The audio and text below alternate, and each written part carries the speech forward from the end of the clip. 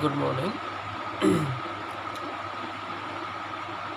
তোমালোকে অলৰেডি হয়তো গম পাইছা, মই অলৰেডি এটা ভিডিঅ' দিছিলোঁ। সেইটোত অকণমান ক'ল্ড ৱাৰ সম্পৰ্কে এটা ধাৰণা দিয়াৰ কাৰণে অকণমান চেষ্টা কৰিছিলোঁ। তো সেইটো অকণমান ইংলিছত কৈছিলোঁ। আজি অকণমান অসমীয়া আৰু ইংলিছত কথাটো বুজাবলৈ অকণমান চেষ্টা কৰিম। তোমালোকে হয়তো জানা যে বা ইতিমধ্যে গম পাইছাই যে আমাৰ যিটো পলিটিকেল ছায়েন্স HS ছেকেণ্ড ইয়াৰৰ, সেই পলিটিকেল ছায়েন্সত দুটা পাৰ্ট আছে। এটা পাৰ্ট হ'ল কণ্টেম্পৰাৰী ৱৰ্ল্ড পলিটিক্স, যিটো অসমীয়াত কয় সমসাময়িক বিশ্ব ৰাজনীতি, আৰু এটা পাৰ্ট হৈছে politics in India since independence. তো সেইটো অসমীয়াত কয় স্বাধীনোত্তৰ ভাৰতীয় ৰাজনীতি। আমাৰ পলিটিকেল ছায়েন্সৰ এই হৈছে দুটা পাৰ্ট। এটা হ'ল কণ্টেম্পৰাৰী ৱৰ্ল্ড পলিটিক্স আৰু এটা হৈছে politics in India since independence. Contemporary যিটো ৱৰ্ল্ড পলিটিক্স বা যিটো সমসাময়িক বিশ্ব ৰাজনীতি বুলি কোৱা হয়, ইয়াৰ যিটো ফাৰ্ষ্ট চেপ্টাৰ সেইটোৱেই হৈছে ক'ল্ড ৱাৰ। তো ক'ল্ড ৱাৰ সম্পৰ্কে লাষ্ট ক্লাছতো বা লাষ্ট ভিডিঅ' যিটো, সেইটোতো অকণমান বুজাবলৈ চেষ্টা কৰিছিলোঁ। কিমানখিনি গম পাইছা এইটোতো মই ধৰিব নোৱাৰিছোঁ। চোৱা, আমাৰ যিটো ফাৰ্ষ্ট চেপ্টাৰ ক'ল্ড ৱাৰ, সেই যিটো কয় অসমীয়াত কয় শীতল যুদ্ধ, এই শীতল যুদ্ধ নামৰ খণ্ড বাক্যটো প্ৰথম আমেৰিকাৰ এজন ৰাজনীতিবিদ ব্যৱহাৰ কৰিছিলে, বাৰ্নাৰ্ড বাৰুচ। তেখেতে প্ৰথম এই শব্দটো ব্যৱহাৰ কৰিছিলে আন্তঃৰাষ্ট্ৰীয় মঞ্চত, বাৰ্নাৰ্ড বাৰুচ নামৰ ব্যক্তিজনে। এতিয়া কুৱেশ্যনটো হ'ল, এই শব্দটো তেখেতে কেতিয়া ব্যৱহাৰ কৰিছিলে? 1947। সৰু সুৰা কিছুমান শ্বৰ্ট কুৱেশ্যন আহে যে শীতল যুদ্ধ নামৰ খণ্ড বাক্যটো কোনে কেতিয়া প্ৰথম ব্যৱহাৰ কৰিছিলে। কথাখিনি অকণমান সৰু কথা মন কৰিবা যে 1947 চনৰ বাৰ্নাৰ্ড বাৰুচ নামৰ এজন আমেৰিকাৰ বিখ্যাত ৰাজনীতিবিদ, তেখেতে শীতল যুদ্ধ নামৰ এই বাক্যটো প্ৰথম তেখেতে ব্যৱহাৰ কৰিছিলে। এতিয়া কুৱেশ্যনটো আহিল যে শীতল যুদ্ধনো কি? আমি যদি এটা বা দুটা চেণ্টেন্সত অৰ্থটো কোৱাৰ কাৰণে চেষ্টা কৰোঁ, তেতিয়া আমি এনেকৈ ক'ব পাৰি যে শীতল যুদ্ধ হৈছে আদৰ্শ আৰু নীতিৰ মাজত হোৱা দ্বন্দ্ব। আদৰ্শ আৰু নীতিৰ মাজত হোৱা মত বিৰোধ বা দ্বন্দ্ব, যিটোক কোৱা হয় শীতল যুদ্ধ। এই কথাখিনি বুজাৰ আগতে এই আদৰ্শ আৰু নীতিগত পাৰ্থক্যক যিটো শীতল যুদ্ধ বুলি কৈছে, এই কথাখিনি বুজিবলৈ যাওঁতে আমি ইয়াৰ আগত কেইটামান কথা অকণমান বুজি ল'ব লাগিব। যেনে আমি জানো যে 1939ত পৃথিৱীত দ্বিতীয় বিশ্বযুদ্ধ হয়, ছেকেণ্ড ৱৰ্ল্ড ৱাৰ হয়। আৰু ছেকেণ্ড ৱৰ্ল্ড ৱাৰ দুটা মহাশক্তিৰ মাজত হয়। এটা আমেৰিকাৰ নেতৃত্বত মিত্ৰশক্তি আৰু এটা হৈছে জাপানৰ নেতৃত্বত চক্ৰশক্তি। অৰ্থাৎ America, Soviet Russia, England, France আৰু কিছুমান মিত্ৰ ৰাষ্ট্ৰৰ ঐক্যবদ্ধ প্ৰচেষ্টাত এটা শক্তিৰ জন্ম দিছে, যিটো শক্তিক কোৱা হয় মিত্ৰ শক্তি, ইংলিছত কয় এলাইড পাৱাৰ্ছ। আনহাতে জাপান, জাৰ্মানী, ইটালী তেখেতসকলৰ লিডাৰশ্বিপত আৰু এটা শক্তিৰ জন্ম দিয়ে, যিটোৰ নাম হৈছে চক্ৰশক্তি। আৰু 1939ত এই দুটা মহাশক্তিৰ মাজত দ্বিতীয় বিশ্বযুদ্ধ আৰম্ভ হয়। আৰু সেই ছেকেণ্ড ৱৰ্ল্ড ৱাৰ 1939ত আৰম্ভ হৈ লগভগ 6টা বছৰ চলি থাকে। 1945 চনৰ 6 আৰু 9 আগষ্টত লিটিল বয় আৰু ফেট মেন নামৰ দুটা এটম বম আমেৰিকাই জাপানৰ হিৰোশ্বিমা আৰু নাগাচাকিত নিক্ষেপ কৰে। অৰ্থাৎ আমেৰিকাই লিটিল বয় নামৰ যিটো এটম বম আছিলে, সেই এটম বমটো 6 আগষ্ট 1945 চনত জাপানৰ হিৰোশ্বিমাত ব্যৱহাৰ কৰে আৰু পৰৱৰ্তী সময়ত 9 আগষ্ট 1945ত ব্যৱহাৰ কৰে। তাৰ নাম আছিলে ফেটমেন। অৰ্থাৎ 6 আগষ্ট আৰু 9 আগষ্ট লিটিল বয় আৰু ফেটমেন নামৰ দুটা এটম বম আমেৰিকাই জাপানৰ হিৰোশ্বিমা আৰু নাগাচাকি নামৰ চহৰত তেখেতে কি কৰিছিলে নিক্ষেপ কৰে 1945 চনত। আৰু ইয়াৰ লগে লগেই লাখ লাখ মানুহৰ অতি কষ্টকৰ মৃত্যু হয়। মৃত্যুৰ পিছতেই জাপান চেৰেণ্ডাৰ কৰে আৰু জাপান চেৰেণ্ডাৰ কৰাৰ লগে লগেই কি হয় দ্বিতীয় বিশ্বযুদ্ধৰ অন্ত পৰে।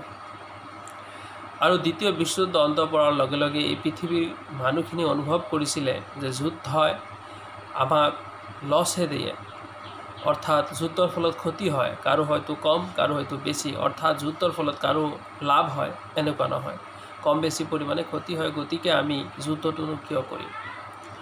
আৰু গোটেই পৃথিৱীয়ে চিন্তা কৰিছিলে যে আমাৰ লাগে শান্তি, আমাৰ লাগে বিকাশ আৰু উন্নয়ন, যাৰ কাৰণে গোটেই পৃথিৱী ঐক্যবদ্ধভাৱে চিন্তা কৰিছে যে আমি এতিয়াৰ পৰা যাতে ভৱিষ্যত প্ৰজন্মৰ কাৰণে কি কৰিব লাগিব, লাহে লাহে এই ফিজিকেল ৱাৰ যিটো কোৱা হয় সেই যুদ্ধটো এভইড কৰিব লাগিব আৰু আমি শান্তি বিকাশ উন্নয়নৰ পথত আগুৱাই যাব লাগিব। এনেকুৱা এটা চিন্তা চৰ্চা আৰম্ভ হয়। যিকি নহওক, মই কৈছিলোঁ যে শীতল যুদ্ধ 1945 চনত আৰম্ভ হয়, অৰ্থাৎ দ্বিতীয় বিশ্বযুদ্ধ শেষ হোৱাৰ লগে লগেই শীতল যুদ্ধ আৰম্ভ হয়।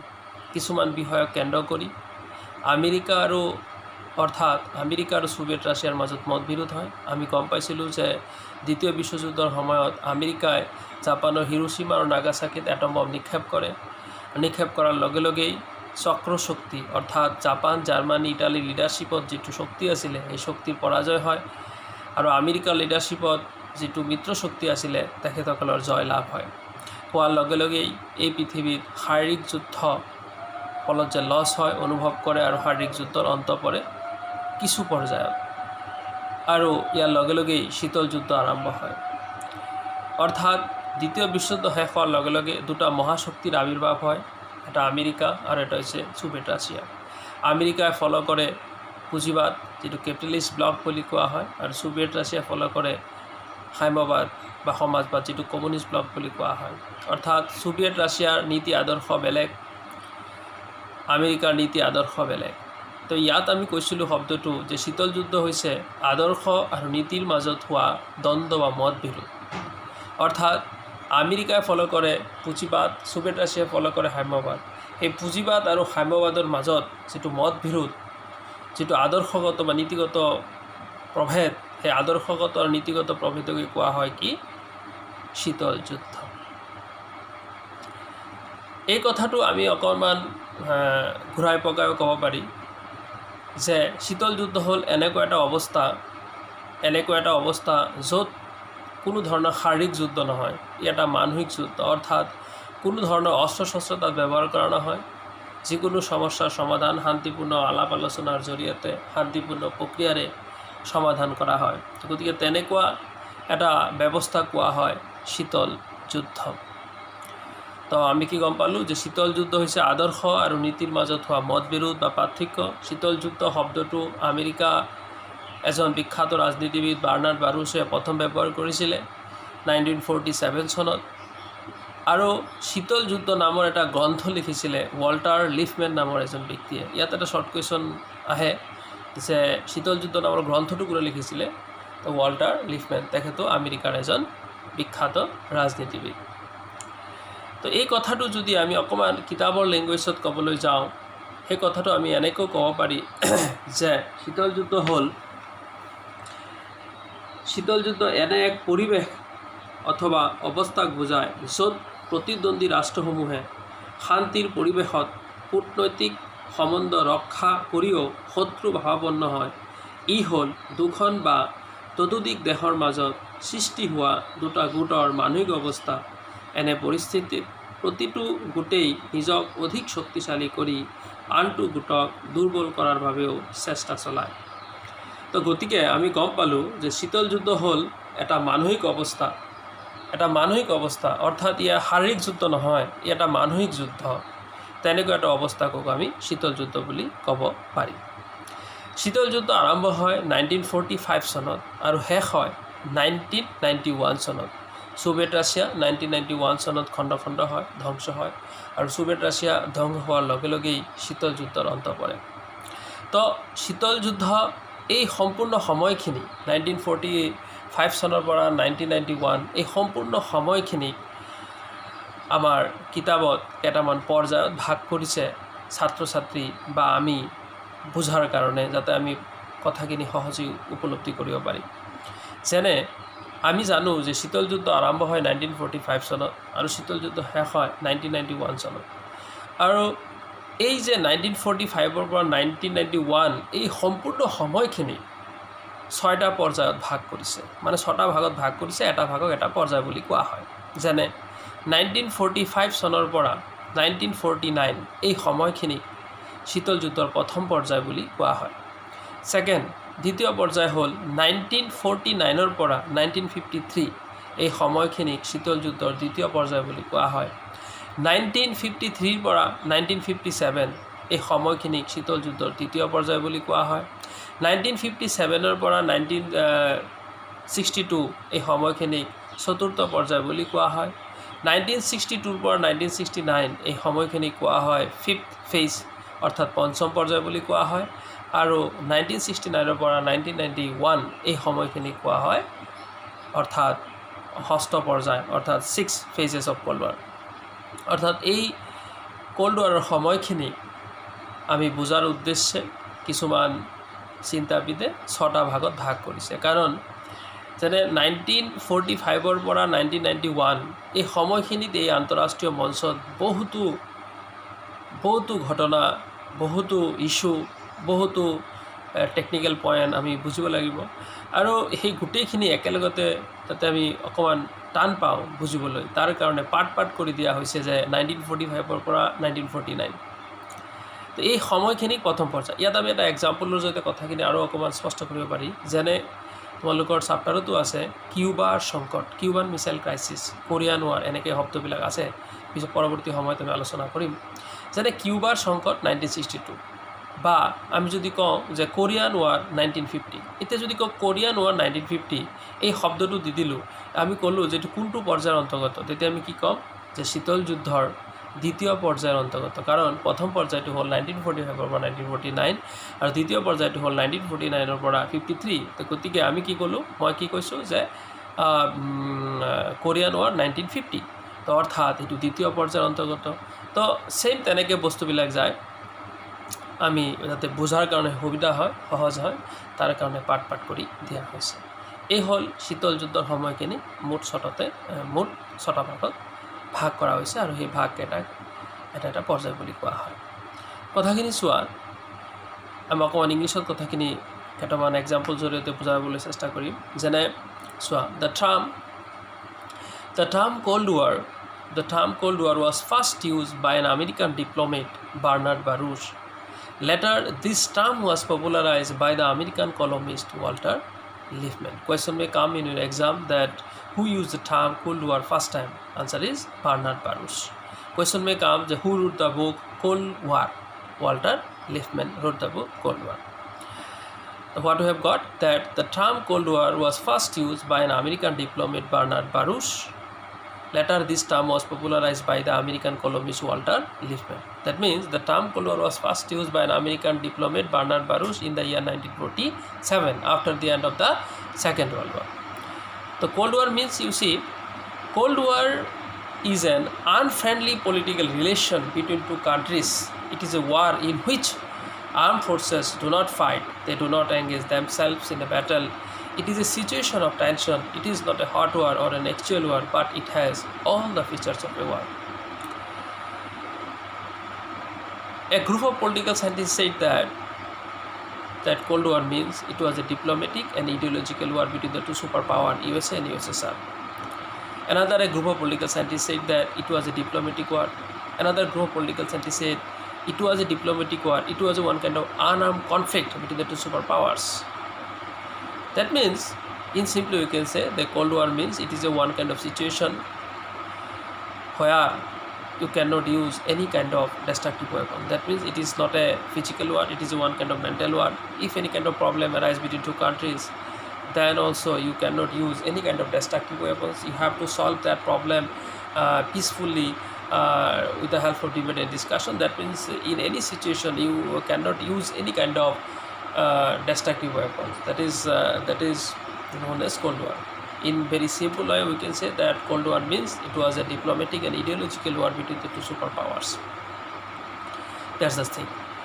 Before going to understand actual meaning of Cold War, we have to know something, that the origin of Cold War. We know that in the year 1939, Second World War started, and we know that the Second World War started between two groups, Allied powers and Axis powers. America, Soviet Russia, England and France, they form Allied powers, and on the other hand, Japan, Germany, Italy, they form Axis powers. Allied powers defeated Axis powers in the year 1945. When USA dropped two atom bombs on the two Japanese cities of Hiroshima and Nagasaki on 6 August and 9 August, namely Little Boy and Fat Man, code name is Little Boy and Fat Man. That means in the year 1945, on 6 and 9 August, we have seen that USA dropped two atom bombs on the two Japanese cities of Hiroshima and Nagasaki, and at last we have seen that Japan surrender in front of America. Japan surrender in front of America means Axis power surrender in front of Allied power. At last we have seen that the Second World War ended. After the end of the Second World War, whole world realized that war cannot give any kind of benefit, and war cannot give any kind of peace development. That's why we need peace development, and whole world try to avoid physical war. And after that, Cold War came in this world. Cold War started in the year 1945. That means, already I have told you, Cold War means it was a diplomatic and ideological war between the two superpowers. Two superpowers means USA and USSR. And we have seen that USA emerged. That means after the end of the Second World War, two superpowers emerged in the stage of world politics, USA and USSR. And we have seen USA lead capitalist bloc and USSR lead communist bloc. Both superpowers try to weaken each other. And already I have told you that Cold War means it was an ideological and diplomatic war. That is the conflict, and that conflict is known as Cold War. That means it is a one kind of mental war. It is not a physical war. It is one kind of situation where you cannot use any kind of weapons, any kind of destructive weapons. That is known as Cold War. And Cold War started in the year 1945, and the Cold War ended in the year 1991. This period, that means 1945 to 1991, this term or this period or tenure is divided into 6 parts. One part is known as one phase, such as 1945 to 1949. This term or this period is known as first phases of Cold War. Second phase, 1949 to 1953. This term or period is known as second phase of the Cold War. Same thing, 1953 to 1957. This period is known as third phase of Cold War. And 1957 to 1962. This period, fourth phase of Cold War. And 1962 to 1969. This period is known as fifth phase of Cold War. And 1969 to 1991. This period is known as sixth phase of Cold War. These are the phases of Cold War. These are the 6 phases of Cold War. That means the period of Cold War divided into 6 parts, and one part is known as one phase. These are the 6 phases of Cold War. পৰৱৰ্তী কথাটো চোৱা যে শীতল যুদ্ধৰ কাৰণ। এতিয়া মই যিখিনি কথা আলোচনা কৰিলোঁ, এইখিনি কথা হ'ল অৰ্থাৎ শীতল যুদ্ধটো কি আৰু শীতল যুদ্ধৰ পৰ্যায়খিনি, সেই সময় সম্পৰ্কে এটা ধাৰণা দিয়াৰ কাৰণে চেষ্টা কৰিছোঁ। পৰৱৰ্তী সময়ত মই কাৰণ ইয়াৰ ফলাফল সম্পৰ্কেও আলোচনা কৰি থাকিম। অৰ্থাৎ মুঠৰ ওপৰত ইমানখিনি কথা, যিখিনি কথা গম পালোঁ যে শীতল যুদ্ধ কি, শীতল যুদ্ধ হৈছে আদৰ্শ আৰু নীতিৰ মাজত হোৱা দ্বন্দ্ব। সেই আদৰ্শ আৰু নীতিৰ মাজত হোৱা দ্বন্দ্বকেই কোৱা হয় শীতল যুদ্ধ। এটা শব্দত এই কথাটো মনত ৰাখিলে তোমালোকে পৰীক্ষাত মোৰ ভিতৰত লিখিব পাৰিবা। আৰু এই কুৱেশ্যনটো খুব আহে যে শীতল যুদ্ধ শব্দটো কোনে প্ৰথম ব্যৱহাৰ কৰিছিলে? বাৰ্নাৰ্ড বাৰুচ। এই সৰু সুৰা কেইটামান কথা যদি মনত ৰাখা, মোৰ বোধেৰে এইখিনি তোমালোকৰ লাভৱান হ'ব তোমালোক। আৰু পৰৱৰ্তী সময়তো মই এনেকুৱা চেষ্টা কৰিম ধাৰণাখিনি দিয়াৰ কাৰণে। আৰু তোমালোকেও জানা হয়তো আমি আগত এই ধৰণৰ মানে যিটো কয় ধৰি লোৱা ভিডিঅ' বনাই ক্লাছ কৰাৰ তেনেকুৱা আমাৰ হেবিট নাই, তো আমি চেষ্টা চলাই আছোঁ। যিমানখিনি পাৰোঁ আমি দিম আৰু পৰৱৰ্তী সময়ত যেতিয়া ফৰ্মেল বা নৰ্মেল যেতিয়া ক্লাছ হ'ব তেতিয়া আমি এই কথাখিনি আকৌ আলোচনা কৰিম, আকৌ এইখিনি আলোচনা কৰি বুজাই দিয়াৰ কাৰণে চেষ্টা কৰিম। তো এতিয়া মই এই শীতল ঋতু চেপ্টাৰৰ ওপৰতো অকণ আলোচনা কৰি পৰৱৰ্তী সময়ত নোটছখিনি দি থাকিম, তোমালোকে অকণমান ধ্যান দিবা। ঠিক আছে, থেংক ইউ।